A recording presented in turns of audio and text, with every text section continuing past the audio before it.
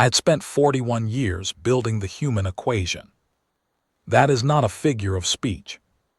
I mean it with the precision the Veth Consensus demands of all things. 4 decades, 11 months, and 22 days of primary analysis, cross-referenced against 740 secondary data runs, calibrated against the observed behavioral outputs of 11,204 individual humans across 43 documented contact events, with every output reviewed and re-reviewed and peer-validated, and submitted for formal board certification before a single coefficient was entered into the permanent archive. The equation I produced, designated Consensus Assessment Record 7 Veth Consensus Humanity, filed in the primary archive's Tier 1 classification shelf, was the most complete behavioral and threat model ever constructed for a Class 7 emergent species in the Consensus's 2,000-year institutional history. My colleagues said so at length and in writing. My superiors cited it in 3 separate intersystem briefings as the exemplar of rigorous analytical method. The Grand Calculus Board, which has not in its 2,000-year institutional history issued a formal commendation for a single analyst's individual body of work, issued one for mine. The commendation read, in part, Analyst Veth Consensus has produced a definitive account of the human variable. The species presents no material threat to consensus assets or operations and may be treated, for all practical purposes, as a solved equation. I want you to understand how proud I was of that sentence. I want you to understand the particular quality of that pride, the quiet, sustained pride of someone who has spent 41 years at a task requiring patience and precision and thoroughness and rigor, and has finally produced something the most demanding institutional body in the known galaxy has formally called definitive. I was not boastful about it. I did not display the commendation anywhere that colleagues would see it. It was enough to know it existed and that I had earned it. That is the pride I mean, that specific, private, well-earned kind. I want you to understand that because of what I am about to tell you. The Veth Consensus classifies. That is what we are at the deepest level of institutional identity, not an empire, not a military power, not a commercial conglomerate, though we are all of those things in practice and have been for longer than most civilizations have maintained coherent records. We classify. Every species that develops interstellar capability falls, eventually, within our reach, and when it does, we measure it. We assign it a threat coefficient. We determine its administrative category. We build a model of what it is and what it will do and how much force, should force ever become necessary, would be required to bring it into compliance with consensus commercial law and trade corridor regulation. We file that model in the archive.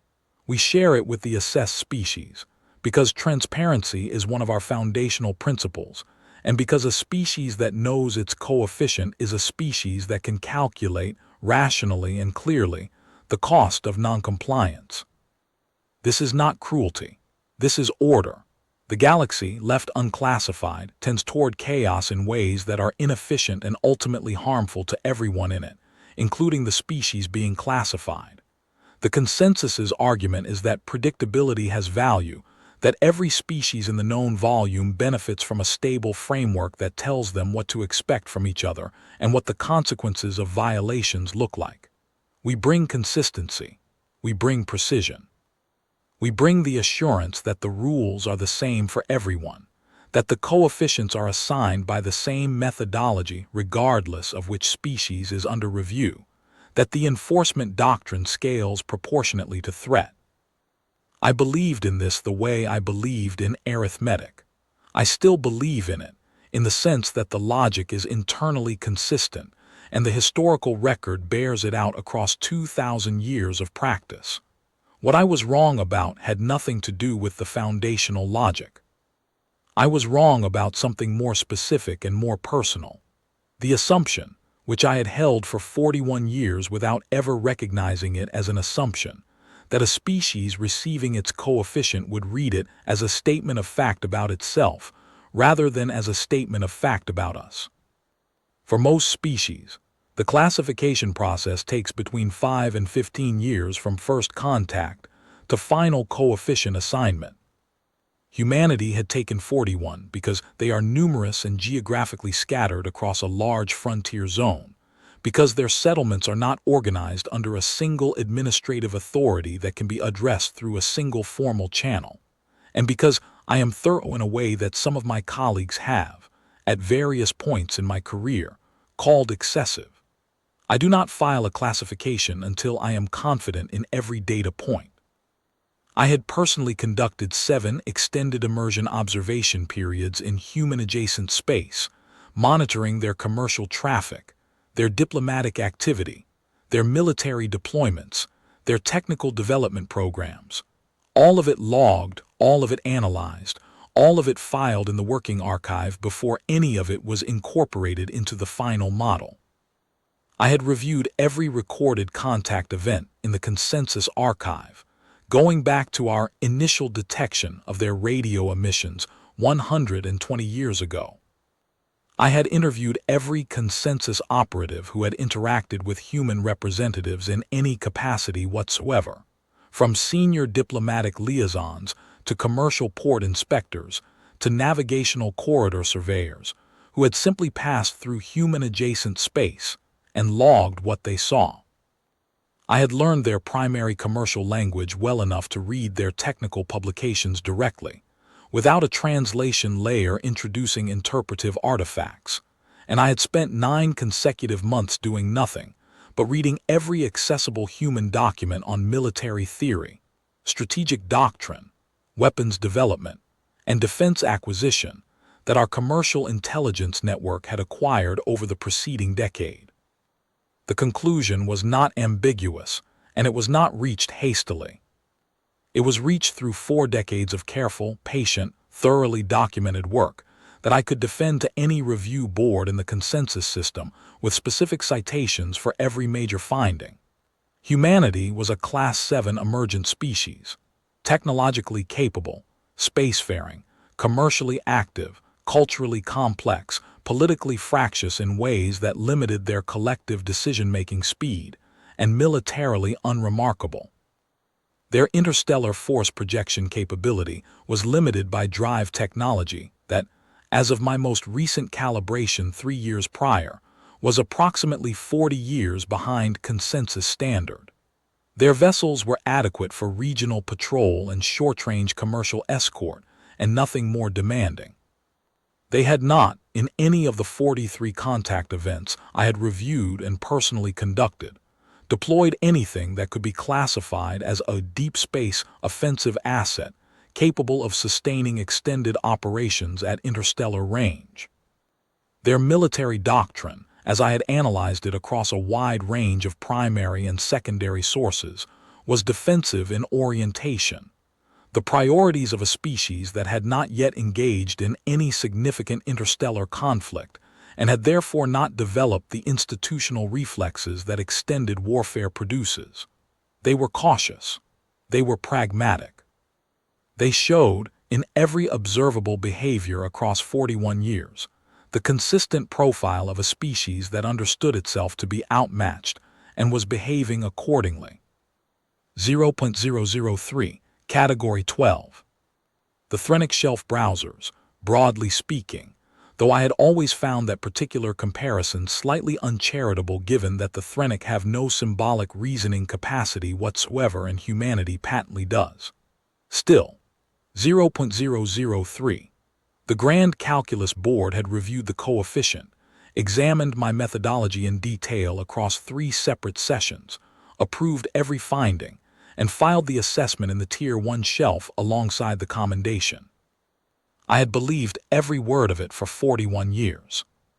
The 14th Classification Fleet assembled over the colony cluster, designated Terran Marginal Outpost 7 through 11, on the 14th day of the 3rd operational quarter.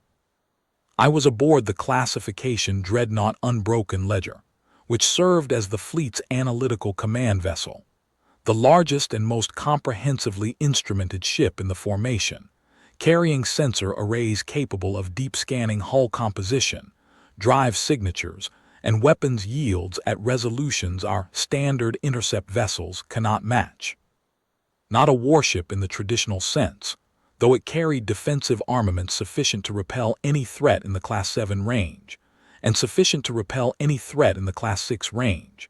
And Sen-Voreth had insisted on this when the ledger was assigned to this operation, sufficient to repel threats in the Class 5 range as well, because Sen-Voreth did not believe in leaving any variable unaddressed, even variables her own doctrine classified as negligible. I had requested this posting personally. It seemed fitting, after 41 years, that the analyst who had defined the human equation should be present when the consensus exercised its first formal restructuring action against a human-populated zone. There is a particular satisfaction in watching a model perform exactly as designed. I had looked forward to it. The fleet numbered 4,411 vessels. I want you to hold that number. I will come back to it.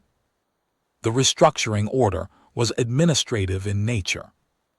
The 5 colony clusters in question had developed outside registered consensus trade corridors, which meant they were operating on commercial frequencies the consensus had not licensed, consuming navigational infrastructure the consensus had built and maintained at considerable expense across 400 years of investment, and generating commercial traffic that, by not passing through licensed channels, was circumventing the trade corridor fees that fund the maintenance of that infrastructure.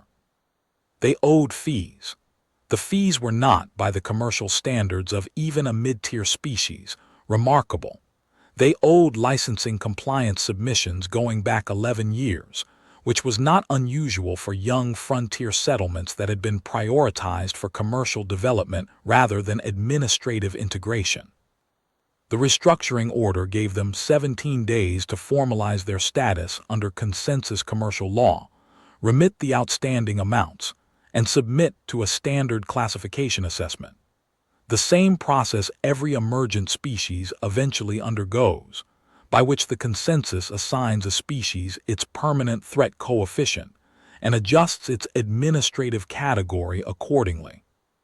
This was not punitive, this was standard. We had restructured 47 species in the past 3 centuries, and not one had required an extended enforcement action. They read the order, calculated the arithmetic, and complied. Compliance is rational.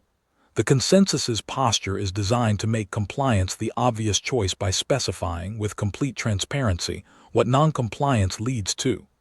The species receives the order, reads the doctrine, calculates, and complies. That is how it works. That is how it has worked, without exception, for 2,000 years. The reason the 14th classification fleet numbered 4,411 vessels, instead of the 40 that consensus doctrine specifies for a Category 12 enforcement action, was Fleet Admiral Sen-Voreth, who holds the operational preference for what she calls overwhelming administrative presence in all restructuring actions, regardless of the assessed species threat coefficient. She told me, when I arrived aboard the ledger, that she had never in her career sent fewer than 1,000 ships to a restructuring action, and that she had never needed to send them more than once. I had listened to this with polite interest and had privately concluded that the correlation was spurious. 40 ships against a Category 12 species produces the same result as 4,000, but Sen-Voreth outranked me, and the deployment cost was her operational budget to spend, and my model was confident. We arrived at the colony cluster on schedule and issued the restructuring order via standard diplomatic channel on day 1. The human administrators at Outpost 7 acknowledged receipt within 3 hours. The administrators at Outpost 8 through 11 acknowledged receipt within the following 4 hours. I noted this in my log. Prompt acknowledgement of consensus communications was, per my behavioral model, a predictor of eventual compliance in 91.3% of cases. We were already performing within predicted parameters. The compliance submissions began arriving from Outpost 7 on day 3. Preliminary fee schedules, trade operation documentation going back 8 years, a formal request for a 12-day extension on the complete licensing submission, citing the administrative complexity of retroactive corridor registration, which I approved on Senvorath's behalf as falling within the restructuring order's standard flexibility provisions. By day 9, 4 of the 5 outposts had submitted preliminary compliance packages. My predictive model had placed full compliance probability at 94.7% within 12 days, and here we were on day 9 with substantial progress underway. This was the model performing. This was the equation solving itself, exactly as designed. I was preparing a status report for Senvorath that I expected to conclude with compliance proceeding on schedule, no anomalies, when the outer perimeter contact was logged. Before I continue, I want to be clear about the state of my confidence at that moment. It was complete, not complacent. I was still working, still logging, still noting every data point from the compliance process as it arrived and comparing it against my projected timeline. Complacency suggests that you have stopped paying attention. I was paying full attention. My confidence was the kind that comes from having been right about something in the same way, for the same reasons, across 41 consecutive years. It was the confidence of a track record. I had built the model. The model had been validated by the highest analytical authority in the consensus, and the model was now performing in the field exactly as it had performed in every prior analysis. I had no reason at that moment to feel anything other than what I felt. I want to be honest about that, because what followed requires honesty about what came before. I almost did not look up from the status report. Perimeter contacts during restructuring operations are routine, small craft, courier vessels, the occasional commercial transport that blunders into a restricted zone and requires a standard rerouting communication. The contact flag on my peripheral display turned from routine blue to amber, which indicated that the automated processing system had flagged something requiring analyst review rather than automated handling. Hull presence, classification unknown. The system could not identify the vessel's origin registry against the consensus shipping database, which contains records for every registered vessel in the known volume. It could not match the incoming propulsion signature to any cataloged drive configuration in the Human Technical Archive. It had attempted to cross-reference the hull's mass return against 14,000 registered human vessel designs. Every commercial ship, every military escort, every experimental prototype our intelligence network had ever acquired documentation for, and had returned a designation I had not seen in 41 years of analysis. No comparable reference. I looked at those 3 words. Then I looked at the velocity reading. 0.31 light equivalent. The fastest documented human vessels, the commercial fast transit courier ships operating on Terran intersystem routes, reach 0.07 light equivalent under optimal drive conditions. Their military escort vessels, which are not designed for speed, run at approximately 0.09. The fastest human vessel I had ever directly scanned during an extended immersion observation period was a patrol cruiser that had briefly achieved 0.11 under what appeared to be emergency drive engagement. An outlier I had noted carefully in my records, traced after the fact through trade channel intelligence to an experimental engine modification that our engineering analysts had assessed as a one-off field installation unlikely to be replicated at scale. I had logged it as anomalous and given it appropriate weight in my model.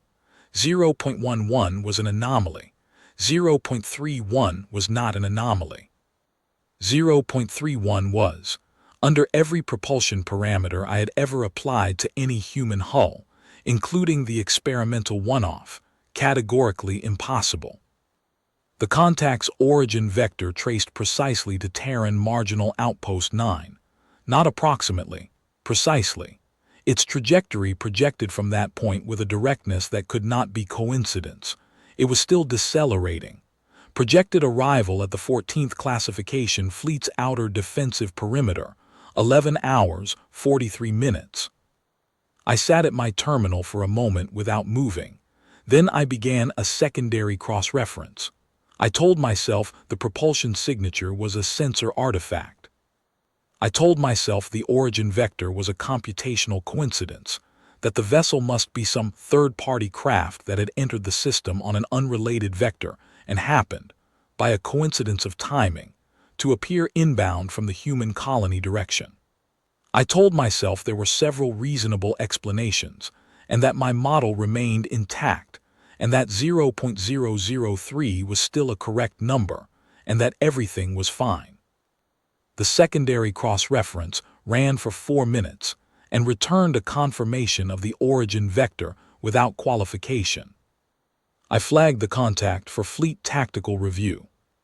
Fleet Admiral Senvoreth convened a tactical review in the Unbroken Ledger's command theater 40 minutes after I flagged the contact.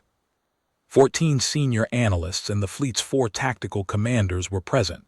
I gave the briefing. I stood at the projection display and I told them, with the professional precision 41 years of practice had built into me, what the sensors had found: the propulsion signature, the velocity reading, the no comparable reference output from 14,000 cross-referenced human vessel designs, the confirmed origin vector from Terran Marginal Outpost 9. I told them all of it, and I watched their faces, and I saw the professional equanimity that consensus officers are trained to project, which is to say, I saw nothing external. But I was in that room, close enough to read what professional equanimity was sitting on top of, and what it was sitting on top of was not nothing. "Your assessment, Analyst Veth," Senvoreth asked when I finished. My model indicated 76.4% probability, a malfunctioning automated vessel with corrupted drive controls producing aberrant velocity readings and uncertain navigation. 18.3% probability, an experimental craft with an undocumented drive variant on an unauthorized test run, perhaps military, perhaps commercial. 4.1% probability, an intentional military approach. 1.2% probability, miscellaneous unclassified causes. I said all of this with confidence and without qualification, because it was what the model said, and the model was based on 41 years of work reviewed and approved by the Grand Calculus Board, and I had no standing to contradict it on the basis of numbers I could not yet explain. 4.1% probability of intentional military approach, based on 0.008, the revised coefficient my emergency cross-reference had produced. The 200 intercept vessels Senvoreth dispatched were, if anything, generous. Consensus baseline doctrine for a 0.008 specified 60. I returned to the analysis suite, while the intercept formation moved to engage. I ran a full emergency threat assessment using every resource at my disposal. Every human weapons program in my 41 years of data, every armament survey conducted at the 8 human vessels we had formally inspected under Trade Corridor Access Agreements, every design schematic obtained through licensed channels, every performance specification recorded through passive scan on the 4 occasions human military vessels had operated in proximity to consensus monitoring assets. I built a new threat model from first principles. I ran it 3 times. My revised model assigned the incoming contact a threat coefficient of 0.008. I was satisfied with the rigor of this revision, and I believed it. At hour 9, close enough for our deep scan arrays to produce a high-resolution hull return at useful resolution, I was called back to the command theater. The image was resolving on the main display as I entered, and I remember the way the room went quiet when the outline finished rendering. Not dramatically quiet, not the shocked silence of a disaster film. The quiet of 14 trained analytical professionals processing data that did not fit any category in their working knowledge, and doing it without showing that anything was wrong, because we are the Veth Consensus and we do not show that things are wrong. We calculate. It was a warship. Not a warship in the sense I had used the term when cataloging human military vessels in my model. The mid-grade escort craft I had assessed as adequate for regional patrol functions. Armed with short-range missile batteries and point defense systems, I had rated as insufficient against standard consensus hull armor. This was something different in kind, not merely in degree. And that difference registered on me before I had consciously processed the specific data that confirmed it, the way certain things register before conscious thought catches up. It was 1.5 kilometers long.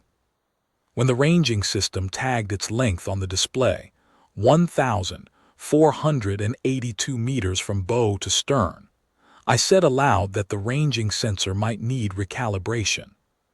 A scan operator told me the measurement had been independently verified on 3 separate ranging systems using 3 different methodologies. I stood there and looked at a human vessel more than half again, as long as the unbroken ledger itself, 940 meters, the largest classification dreadnought in the 14th Fleet, a ship I had always regarded as an impressively substantial vessel. And I understood that the recalibration I needed was not in the sensor. Its hull was old. The scan data was unambiguous about that. Hull plating with oxidation signatures consistent with 6 decades of continuous service.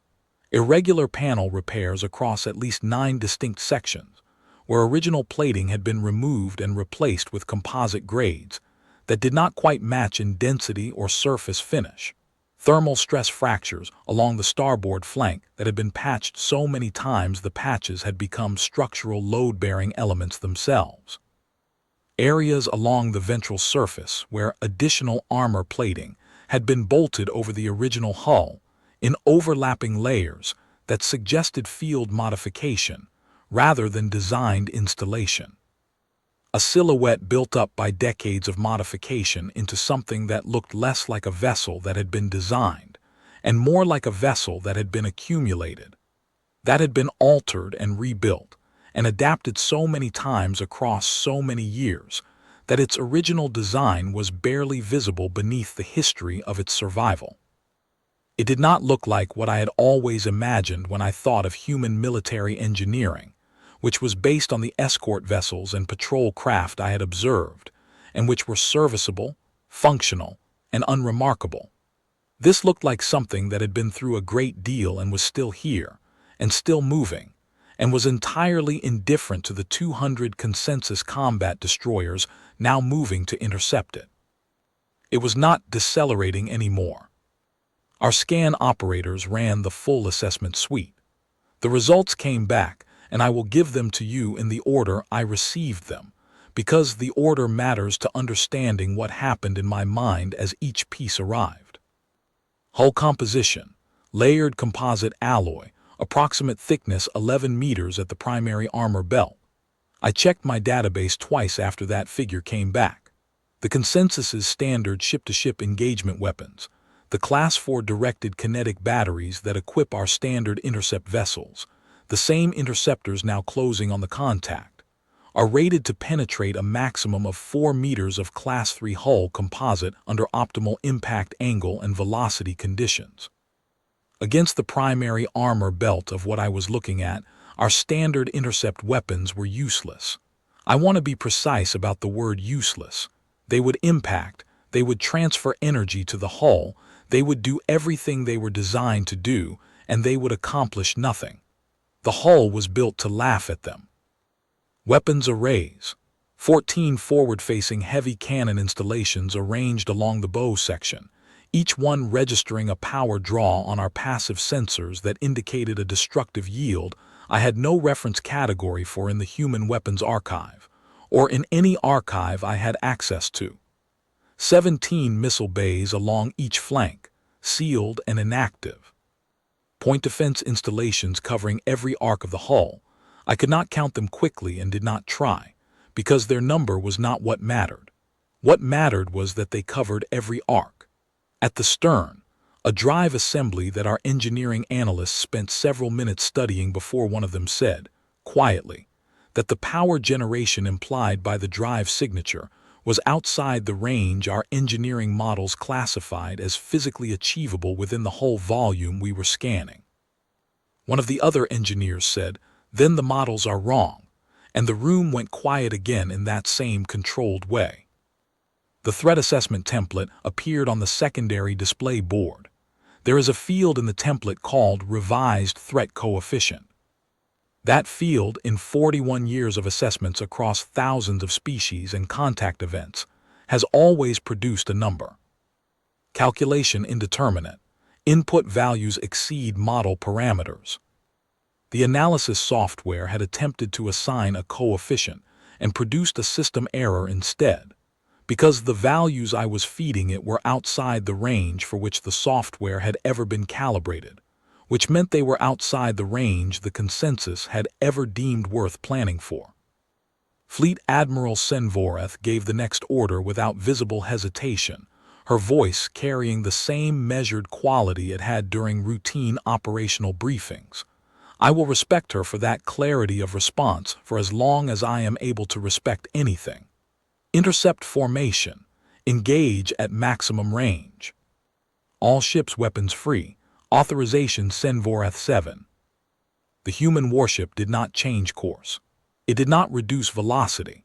It did not respond to any of the 6 separate hailing frequencies Senvoreth had opened on standard consensus emergency channels. The commercial channel, the diplomatic channel, the military-to-military channel established by our trade corridor agreement, and 3 additional frequencies our communications officers tried on the basis of what our intelligence archive described as human emergency broadcast standards. Nothing. The warship maintained heading and velocity, its vast hull filling a larger and larger portion of our passive sensor return with each passing minute, and the formation of 200 destroyers moved to meet it. I was still in the command theater. I watched the tactical display. I want to give you the account with precision. The warship fired when the intercept formation closed to engagement range. It did not fire at the formation as a whole. It did not deploy a broad salvo designed to sweep across multiple targets. One of its 14 forward cannon arrays discharged once. A single burst, sustained for approximately 6 seconds. 47 ships, 6 seconds. 1 cannon array out of 14.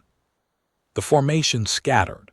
The surviving vessels immediately began evasive maneuvers, and the commanders responded quickly.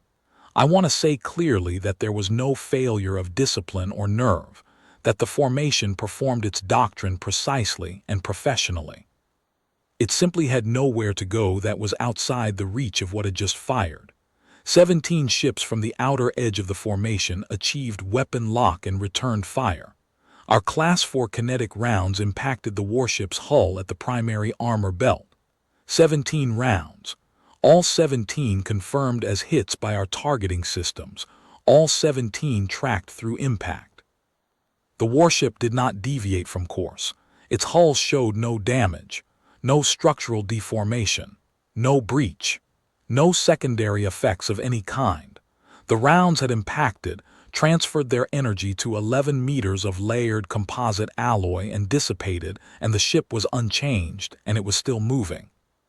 The intercept formation, reduced from 200 to 153 operational vessels in under 10 seconds, broke off engagement and withdrew to the fleet perimeter. The warship continued inbound. I went back to the analysis suite. I will tell you one more thing about the command theater before I leave it. When I turned to go, I passed Fleet Tactical Commander Hessenmar, who has been in consensus fleet operations for longer than I have been an analyst, and who has commanded engagements against species rated up to Class 5 threat coefficients. I passed him on my way to the door and I saw his face, and what I saw in his face, behind the equanimity, was the specific expression of someone who has just encountered a problem that their entire professional life has not prepared them for. I recognized it because I was wearing the same expression. We did not speak. I went back to the analysis suite. I am going to try to tell you what happened in that room, sitting at that terminal, after I walked out of the command theater. It is difficult to describe with precision, because precision requires categories, and the experience was resisting the categories I had built over 41 years to describe it. The architecture of my model was still intact. The cross-references still held their internal logic. The calibrations were still accurate within the domain where they had been constructed. Everything I had built across 4 decades was still there, coherent and internally consistent, and it was all wrong, and those two things were simultaneously true, and they were simultaneously true because the wrongness was not in the construction. It was in the premise on which the construction rested. I did not yet know what the premise was. I knew the premise was wrong. I spent the next 2 hours trying to find it while the warship closed on the fleet. My model had said 4.1% probability of intentional military approach. That number was not wrong. It was built from 41 years of observation, and the observations were accurate. 4.1% was the correct probability given everything I had observed. The problem was in what everything I had observed actually contained. The warship crossed the fleet's outer defensive perimeter at hour 11, 14 minutes. Senvoreth had spent those 2 hours reconfiguring the 14th classification fleet into the standard overlapping fire arc formation. Every available combat vessel repositioned to concentrate maximum ordnance from multiple simultaneous angles on any target within the perimeter. 4,207 ships, after accounting for the 47 we had lost, and the 153 of the intercept formation that were operational but still repositioning. The doctrine for this formation had been developed across 2,000 years of fleet-scale engagements. It had defeated every threat it had ever been deployed against. It concentrated fire from angles that no vessel's point defense grid could fully cover simultaneously. It worked. The warship entered the formation's outer shell, and the fleet opened fire. I kept the sensor feed on my secondary display and I kept logging. This is what the log says, and I will reproduce it faithfully. Every salvo logged, every impact assessment returned. Null, null, null, null. The hull absorbing every round the formation could deliver. The point defense grids working systematically through the missile approaches before they could reach the primary armor belt, and the warship moving through the fleet at a velocity that was not fast. Not the 0.31 light equivalent of its approach, but something more considered, more unhurried, as though it had planned to be here for a while, and was keeping its own schedule. It fired methodically. The cannon arrays worked in sequence rather than simultaneously, one after another, each discharge timed at intervals my engineers could not immediately explain, each covering a specific arc of the formation around it.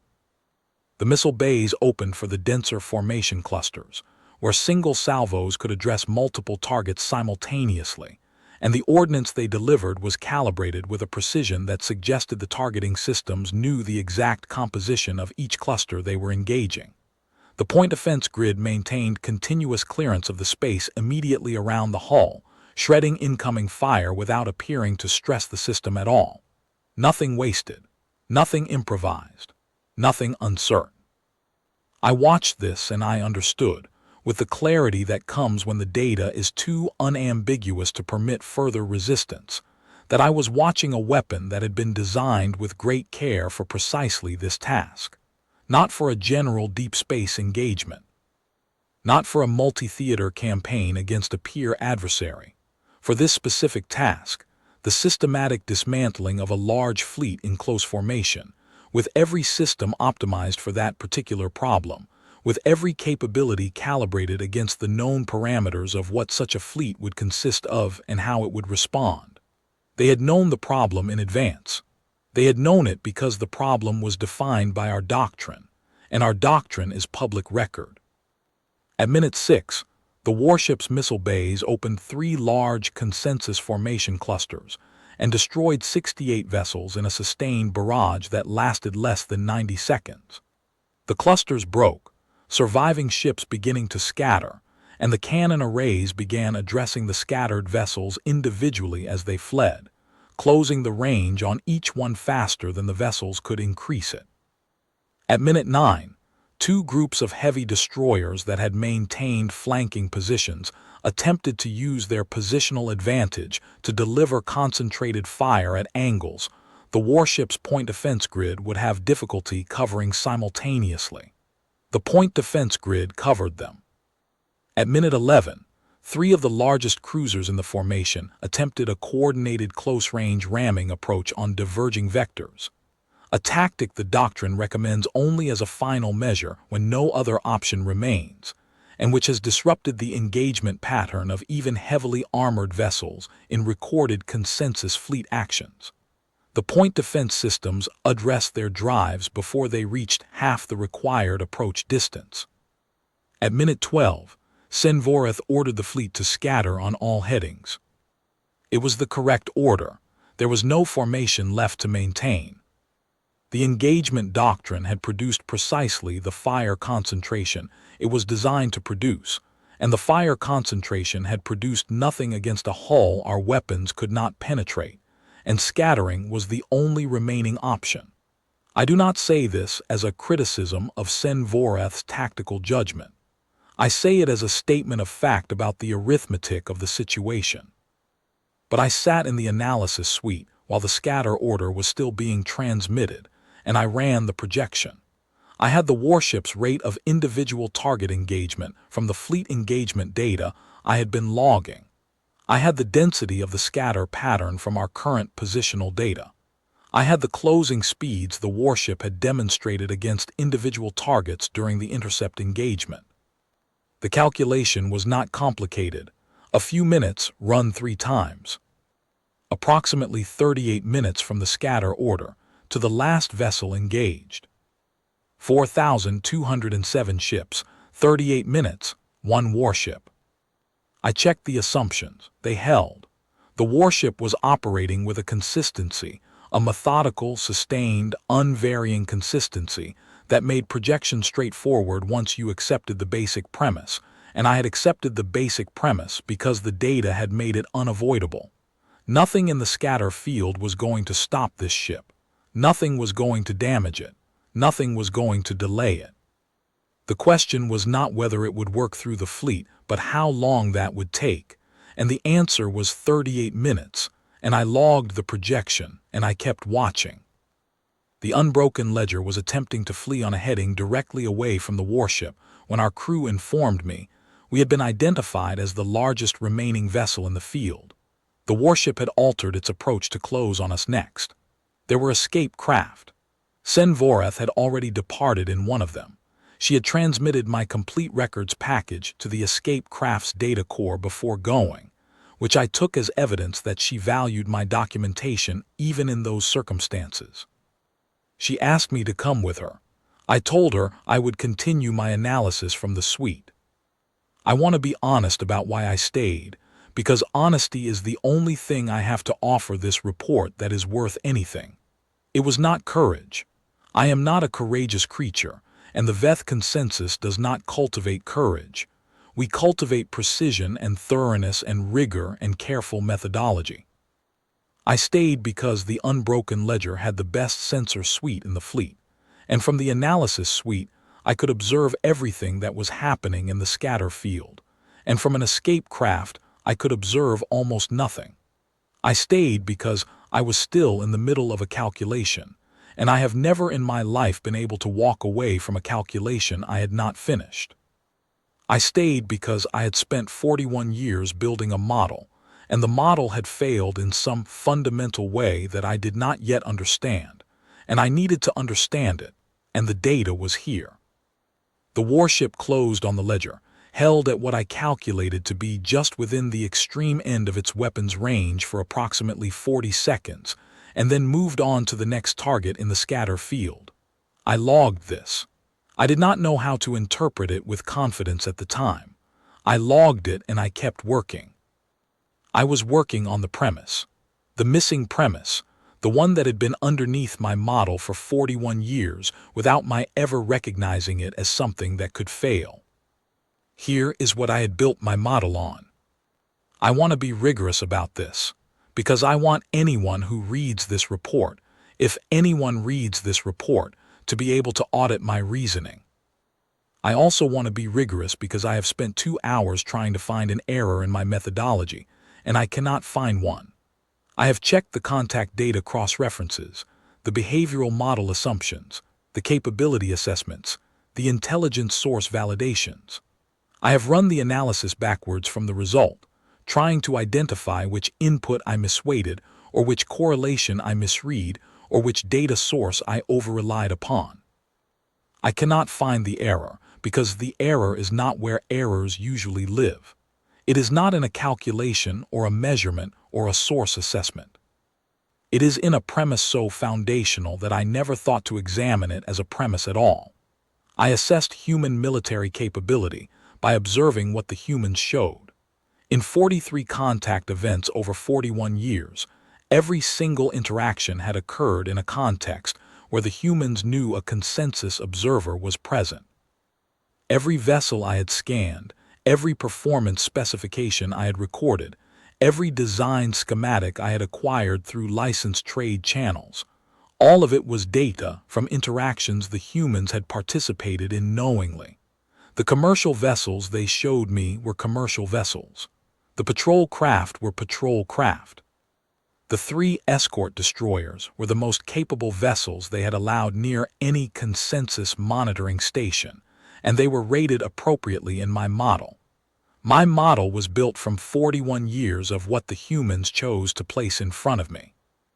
I had never thought to ask what they had chosen not to place in front of me, because the category they had been assigned told me there was nothing significant to find. A 0.003 species does not hide significant military assets. A 0.003 species does not have significant military assets. The coefficient and the assumption had reinforced each other circularly, and I had not seen the circle because I had been inside it. The consensus shares classification results with assessed species. This is our founding principle, and I believe in it, and I am not saying I was wrong to believe in it. I am saying the humans read the document in a way I had not accounted for. They had received their threat assessment 11 years ago when the classification was formally filed. 0.003, Category 12, negligible. And they had read that document not as a description of themselves, but as a description of what the consensus believed about them, of what we expected from them, of what our doctrine prescribed for a 0.003, of what level of surveillance we considered appropriate for a species assigned that coefficient. A species assigned 0.003 is a species the consensus monitors with low-priority passive surveys and minimal dedicated intelligence resources. It is not a species anyone is watching carefully, because carefully costs resources and 0.003 does not warrant them. The assessment document described not just a threat coefficient but a surveillance posture. It described with the inadvertent precision of a bureaucratic disclosure where our attention was directed and where it was not, where the monitoring was dense and where it was thin, where a species could build something over decades in their own territory and remain, from our perspective, entirely invisible. They had used those gaps, all of them. For how long exactly, I cannot determine from the data available to me, but the hull reads as 60 years old at the baseline, and the drive system and weapons installations are substantially newer, suggesting a construction process that occurred in phases across decades. Building the platform first, then developing and installing the drive system, then the weapons arrays, then the armor, incrementally and in sequence, always in facilities we had no intelligence coverage of. Always moving along vectors our survey density did not reach. Long enough to build a vessel we had no record of. Long enough to train and crew it. Long enough to move it to Terran Marginal Outpost 9 without ever appearing in any consensus monitoring system until it powered up its drive and began its approach. I think about the humans who made those decisions. I think about the analyst, or the council, or the strategic body, whatever the human equivalent of my institutional role looks like, who read the consensus threat assessment 11 years ago and understood it clearly enough to know that it was not a verdict but a gap. That person, or those people, spent years looking at 0.003 and seeing it not as a description of what humanity was, but as a description of what the consensus would not guard against. They built a doctrine around the gap.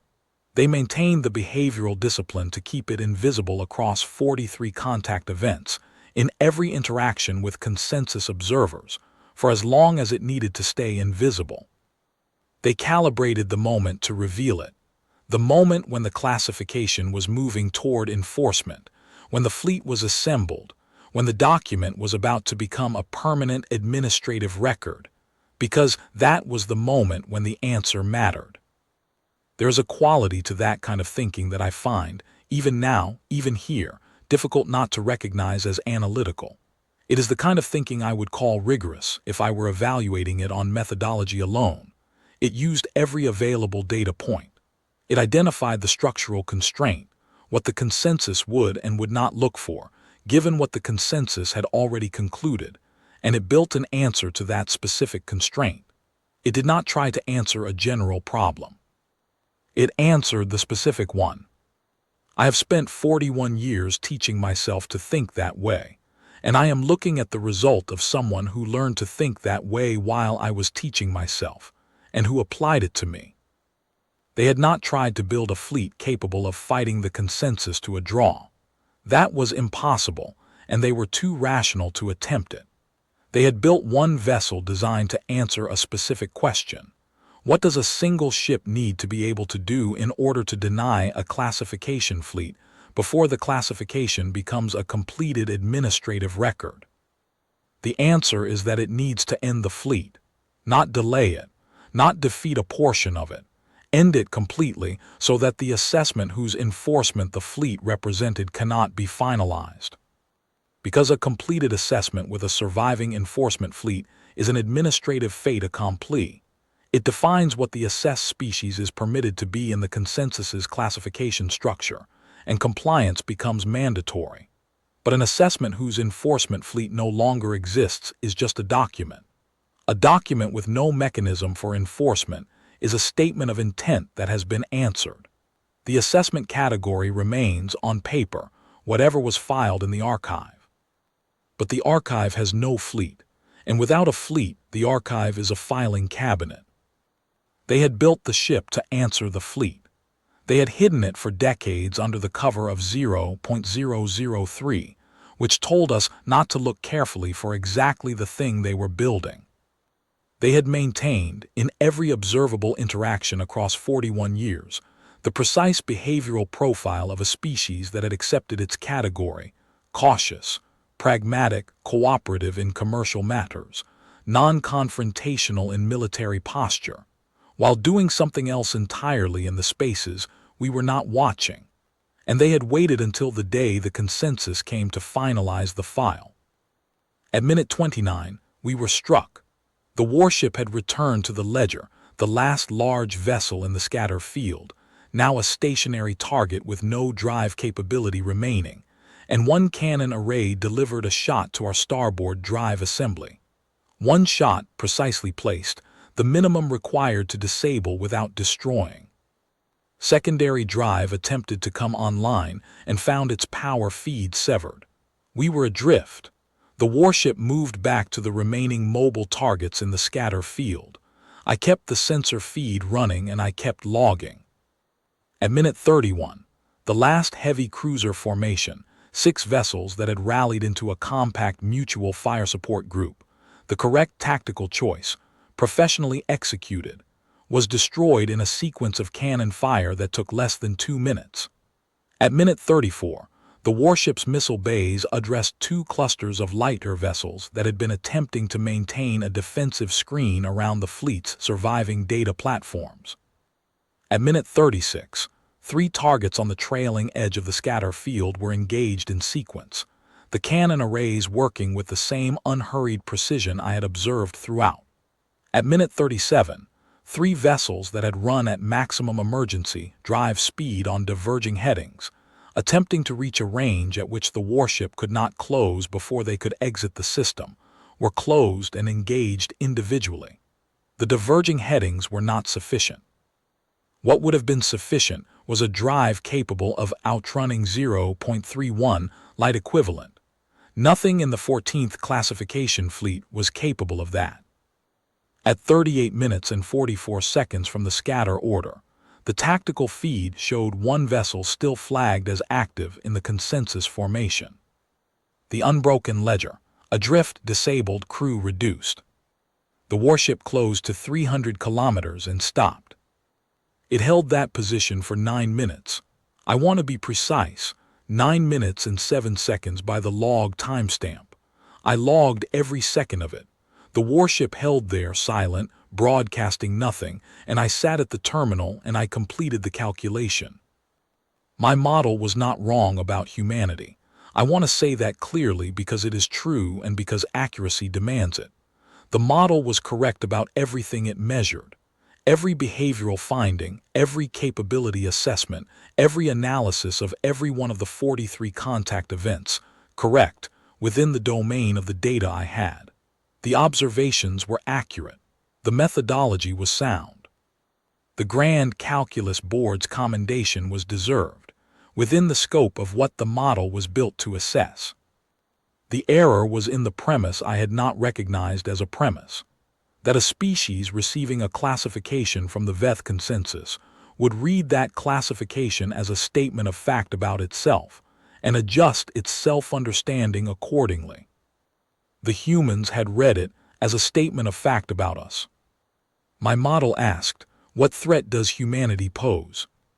Their model, and I understand, sitting here in the analysis suite with the scatter field silence on my display, that they had a model, that they had been running their own assessment for as long as I had been running mine, asked, what does the consensus believe about us, and what does that belief make the consensus stop watching for? I had spent 41 years solving for humanity. Humanity had spent the same 41 years solving for me, and the solution they reached had used my work as a primary input. My coefficient, my surveillance posture, my model of what a Category 12 species does and does not attract scrutiny for, all of it fed into their calculation. All of it used to identify precisely where they could build and where we would not look. At minute 9 of the warship's stationary position, its navigation array rotated, not toward the unbroken ledger, away from it, and away from the colony cluster it had come from, toward open space, toward a heading I initially could not resolve, then resolved when I checked the navigational charts against the consensus installation roster and found the nearest consensus classification station on the human frontier, one that I had myself listed as a monitoring asset in my 41 years of analysis, 93 light minutes from our current position. The drive assembly powered up with a signature that still did not fit any propulsion category in my archive, and the warship began to accelerate. I tracked it. I tracked it until the drive signature had diminished beyond my sensor array's useful resolution, which took longer than I expected and confirmed, by measurement, a final velocity figure that I recorded in the log, because that is what the log is for. Then I stopped tracking it and I began writing this. I have the complete engagement record attached to this report, every component of it, hull assessment at multiple resolutions across the 11-hour approach window, weapon yield estimates derived from impact analysis and formation loss rates, cross-checked against 3 different estimation methodologies. Engagement timeline logged in real time with timestamps accurate to the second. Scatter pattern positional data, individual vessel tracking for every vessel in the formation from the scatter order to last contact. Loss figures, confirmed by tactical feed cross-reference. Drive signature data across the full velocity range from 0.3, 1 light equivalent approach through the measured methodical engagement velocity, and the final departure figure. Every scan run I conducted or ordered conducted across the 11-hour window. Every projection I ran. Every recalibration attempt I made and why each one failed. I have been a thorough analyst for 41 years, and I was thorough here too, even when the act of being thorough felt inadequate to what I was documenting. I have one thing I cannot provide, and I need to be explicit about what it is and why I cannot provide it. I cannot provide a revised threat coefficient for humanity. A threat coefficient requires a model. A model requires that you know the bounds of the thing you are modeling, the range of values the inputs can take, the relationships between the variables, the assumptions that hold across the domain. What I observe today does not have bounds I can identify with any analytical methodology I currently possess. I observed a vessel we did not know existed, performing at specifications no data in any consensus archive predicted, operated by a species my assessment had rated as negligible, working through a fleet of 4,000 ships in 38 minutes without sustaining measurable damage, and departing on a heading that suggests it is not finished with whatever mission it is executing. I do not know how many vessels like this exist. I cannot determine that from today's engagement data. The same logic that produced this one produces the question of whether there are others kept in the same gaps, built in the same facilities we had no coverage of, moved along the same vectors our surveys didn't reach, and I have no answer to that question anymore. The answer I had before today was built from the assumption that a 0.003 species doesn't hide things worth finding.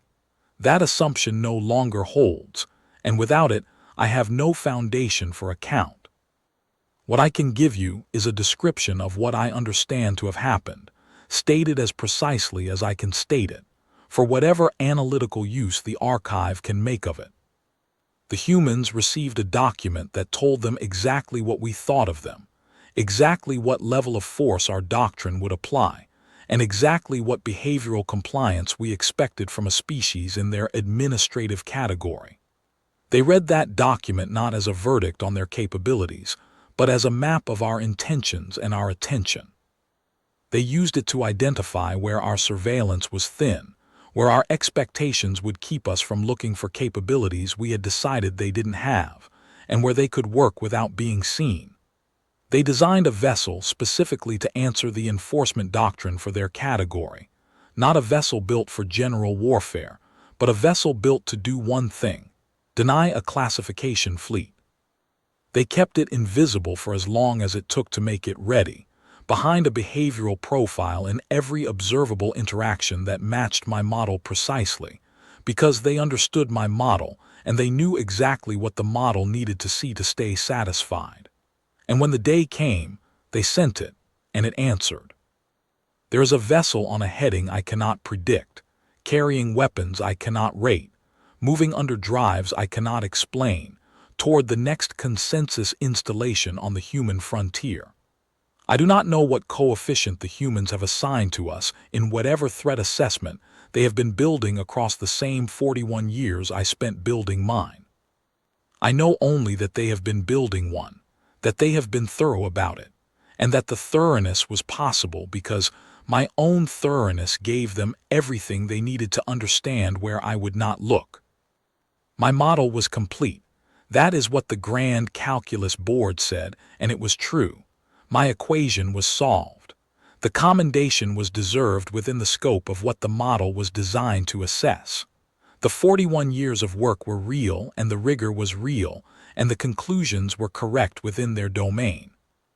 I need to say that not to defend my record, but because it is the truth, and the truth matters here even when, especially when, the truth is that being correct within a limited domain is exactly as dangerous as being wrong if the domain was drawn in the wrong place.